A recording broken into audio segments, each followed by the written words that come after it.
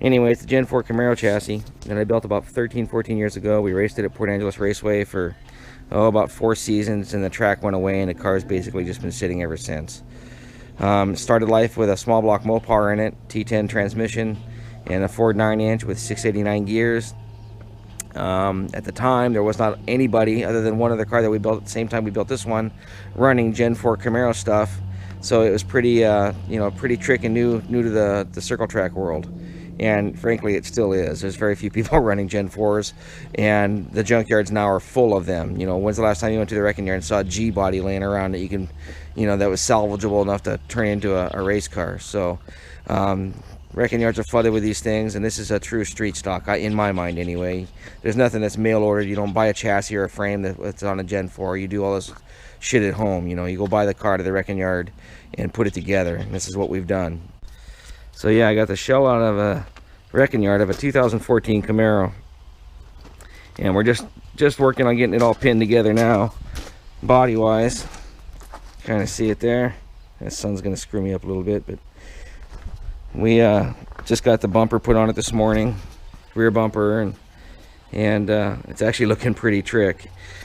If you don't know that the Gen 4 Camaros, they have a 101-inch wheelbase, and the Gen 5 Camaros, I believe, are like 108 or 109-inch wheelbase. So we gotta move things around a little bit here and there to make it fit and kind of look good. But it's gonna be a badass looking car when it's done. There's no question about that. And definitely unique. Nobody else has one, that's for sure. Unfortunately, it's probably just gonna get smashed up and destroyed. But a little bit about the car. It's got 689 gears. It's a 9-inch with a floater. It's got disc brakes on all 4 corners.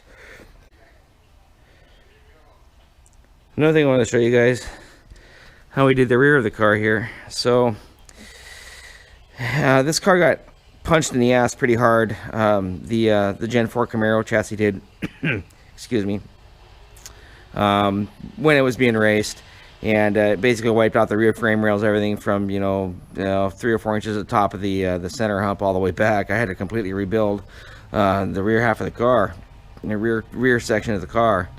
And it got into the gas tank and all kinds of stuff when it was damaged.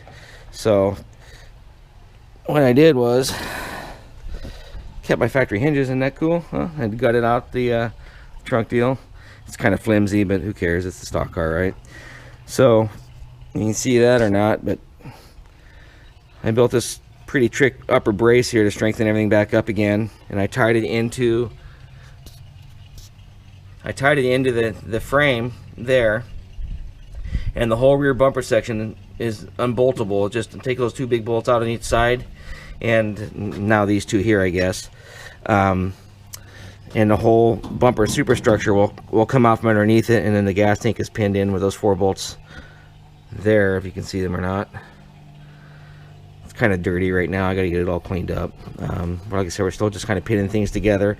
Got my body mounts made there for there and there. Today we're going to be working on the bulkhead here in this area and get that all sealed off.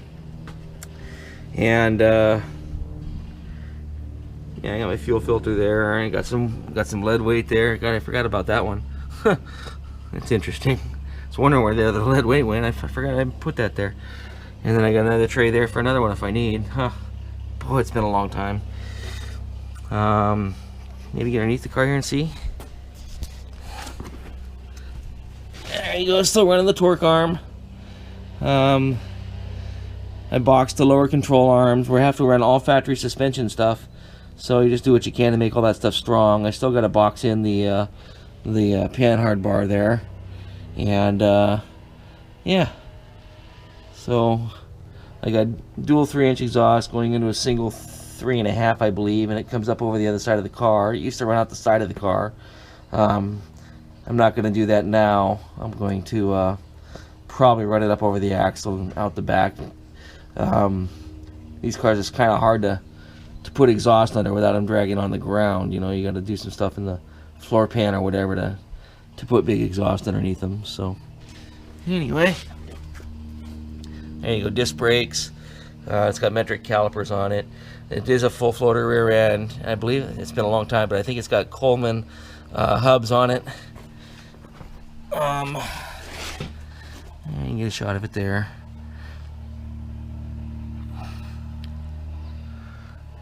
And you kind of see the damage of when it got hit one time. It kind of damaged the corner of the fuel cell there. Luckily didn't get into it too badly. So yeah, I'm kind of on the fence about what to do with the rear bumper cover here. You know, I'm thinking about just kind of leaving it loose so that if people get into me, at least it'll, you know, not push me around pretty much. I can just kind of spin off of them.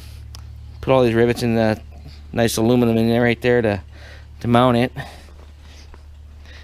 I'm probably going to roll this fender lip a little bit just so it doesn't get into the tire.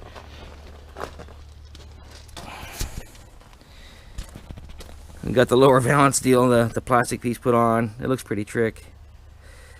Got the door bolted on so we can remove that fairly easily.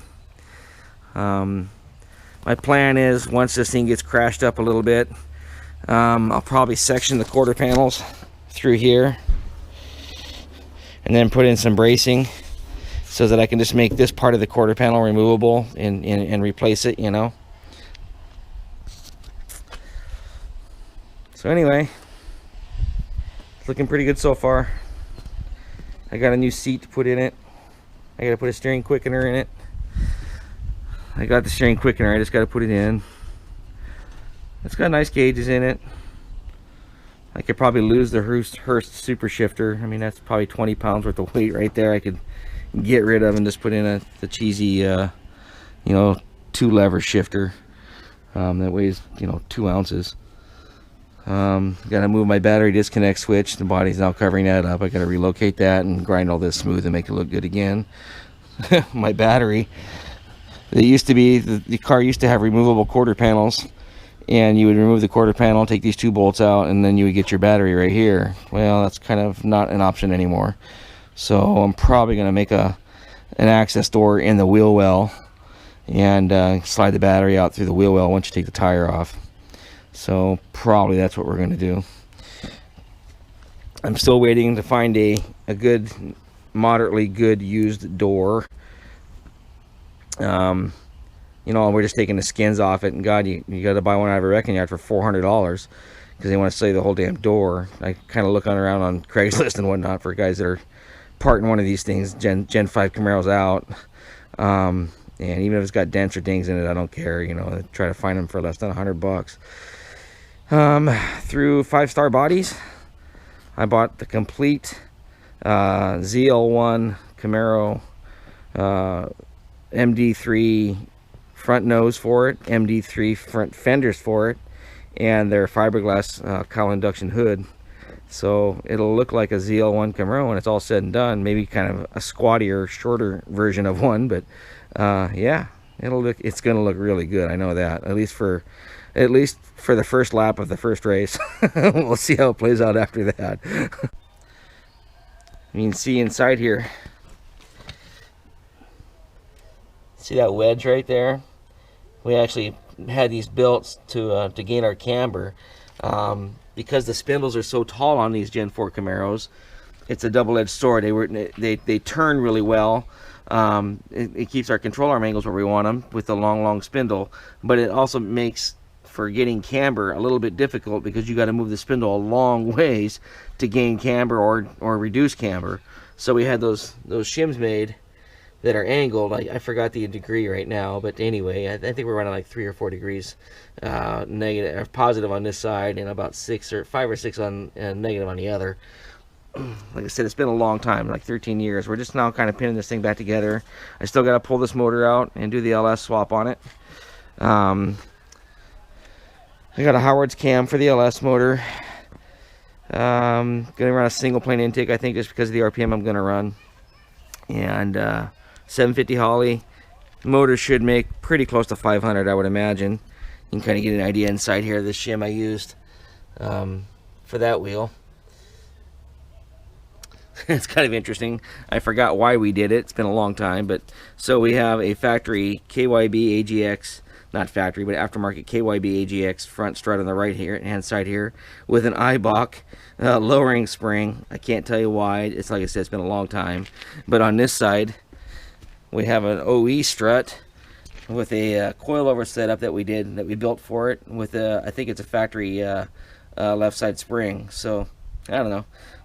I know that our weights are pretty good. I weighed the car before we tore anything off with the original body with me in the car. We were at 3148, 53% left side weight.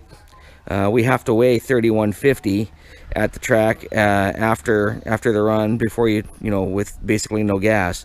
So the car weighed 3148, basically with no water in it, because like I said, the block is cracked, it's junk, but with a half a tank of gas. So I know that the LS motor is going to be a little heavier. This motor has an aluminum bell housing and a lightweight clutch. We're not allowed to have that in this class we're going to be running in. So I have to get a scatter shield, which is going to add weight, and I'm going to run a 10.5-inch clutch, which is also going to add weight. I'm going to try to keep the car as light as I can, but it's going to be tough, I believe the body that we put on it is actually lighter than the body that we took off of it, which is a plus. So yeah, looking forward to going dirt track racing. It'll be kind of fun, and like I said, with this Gen 4 body, we're going to be the only one out there with it. There's no question about that. I hope it passes tech okay.